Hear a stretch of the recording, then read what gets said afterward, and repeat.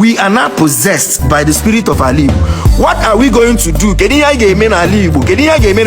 Not what Ali Igbo is going to do for us. It is what we are going to do for Ali Igbo, to advance Ali Igbo, to be the nation, a very powerful nation, having that consciousness, that Ali Igbo consciousness, what we must do for Ali Igbo. Ali Igbo shall be built by indeed the Igbo consciousness, rebuilding our land, making Ali Igbo powerful. And I am living my purpose.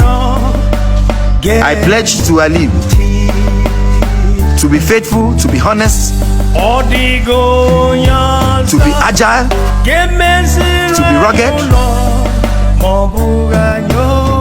to be tough, to be sincere, to be loving.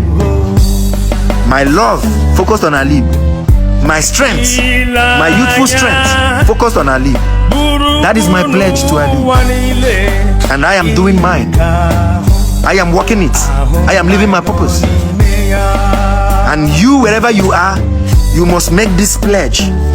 Join us as we rebuild Ali. You must find a way to be.